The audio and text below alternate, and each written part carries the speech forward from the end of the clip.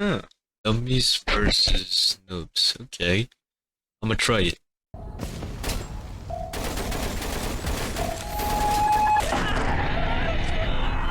What is this? This game sucks. I'm never playing this game again. Nope. Nope. Nope. This game sucks. Trash. Oh, where's the dislike button? Tired of constantly dying to infantry. Are your medics tired of reviving you every 3 seconds? Watch this video and you'll become a natural at this game. When I first started playing this game, yeah, I thought so too. I thought this game was trash and I thought it was too hard for me to play. But the more I played, the more I learned and got better. And you can enjoy this game too. For a game about shooting noobs, the lore is bazonkers. In this video, we're gonna be covering the basics of the game, overall tips, and how to play the assault kit. So in this game there are 4 game modes: Siege, Mastermind, Attrition, and Epilogue. The first 3 have 10 waves, while Epilogue only has 3. Siege and Mastermind are wave based and they get harder and more chaotic as the game progresses. In Siege, the boss waves are 3, 6, 9, and 10, where wave 10 has 3 bosses. However, on wave 10 on Mastermind, the Mastermind, which is a chosen player, gets to fight the other players in a mech suit. Attrition is also 10 waves and acts similarly to Siege, but you have to defend substations which are spread across the map, and it's very difficult in my opinion. You have to coordinate and connect with your teammates to be able to win the game mode. And Epilogue has 3 waves. It's an objective based game mode, and it goes more into the story of the game near the end of the story, I'm guessing, since it's Epilogue. After all objectives are completed in that wave, one boss will spawn. There are 6 kits, each with their own items and passive abilities. They're called kits because that's what they call them in the game, and sometimes I'll refer to it as classes, but if I say either or, I mean the same thing. But today we're only gonna focus on the assault kit, and to change class, the game has to be over and you have to be in the lobby. There are 6 difficulty levels based on a percentage level. So 50% means it's half the difficulty, 100% is the normal difficulty, and 300% is 3 times as hard basically. When joining mid-game, and most likely you'll always join mid-game, quickly change your weapons to make it easier to equip. I recommend the primary in the first, melee in the third, defibrillator in the fourth, and others is up to your personal choice. The second slot is for the jetpack, which in my opinion is pretty much essential for all classes, though it's not required. Some basic controls is holding G to taunt and the enemy will focus and draw their fire to you, and pressing T or middle mouse click to ping a location, dead teammate, or enemy. There are 2 types of currencies in this game: reserves and credits. Hey, this is post-editing me here. They're not called credits, but they're called points. But in the video, I call them credits, so when I say credits, I meant points. Right here. That's a mistake on my part, my bad guys. Alright, back to the video. Reserves are earned by each completed wave or can be donated by other players. At the start of each round, you always start with 10 reserves. These reserves can be used to craft ammo, as well as buy and upgrade items. Credits are earned when leveling up. XP is earned by eliminating enemies, which can be used to level you up for more credits. Credits are used for outfits and they don't affect overall gameplay, although you will look drippy as heck. In some spots in the map, there will be 3 stations that you can use: ammo, armory, and modifier. The ammo one is pretty self-explanatory and it costs 1 reserve for 2% ammo. The armory sells items for reserves if you want extra weapons and items, and the modifier upgrades those weapons and items for reserves. While equipping your melee, you will run faster. Be aware of your surroundings. You don't want any cloakers, shielders, or rangers to jump you while you're trying to focus on something else. Revive medics as a priority because your defibrillator only has 2 charges, while the medics and their bows can revive pretty much infinitely. Switching weapons won't cancel your reload. So for example, switching to a different item while reloading a weapon won't cancel the reload. So once the animation is finished playing, your weapon has been reloaded. Be patient and be open-minded to learn new things, just like in all things in life.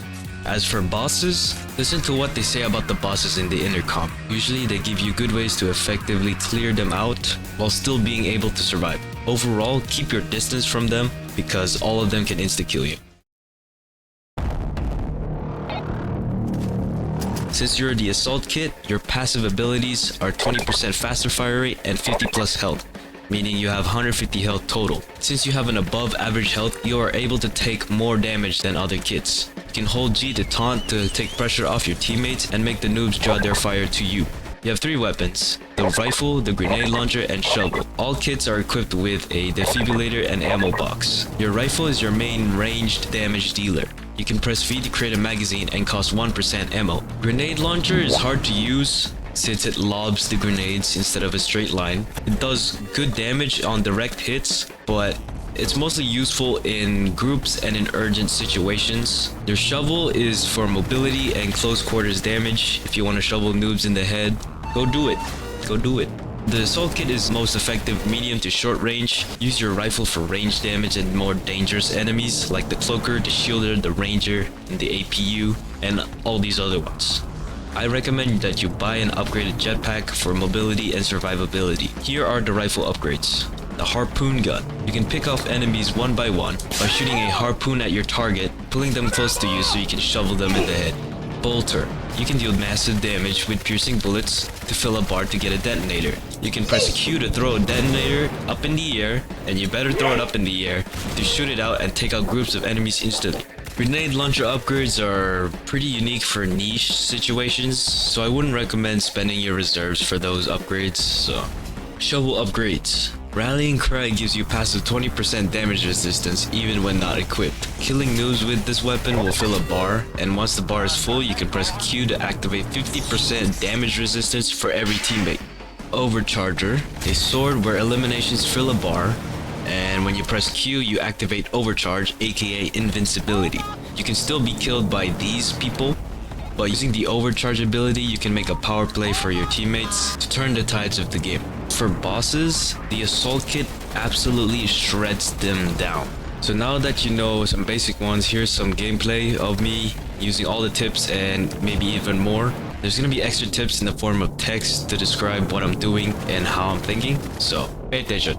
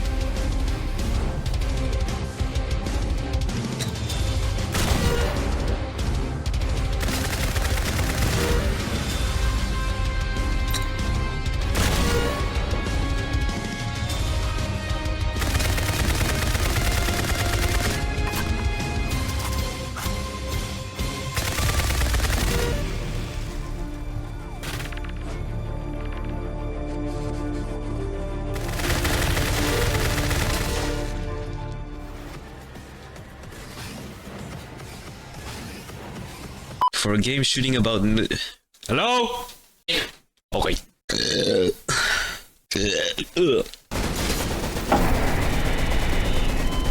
it! I don't wanna play this game no more. This game sucks.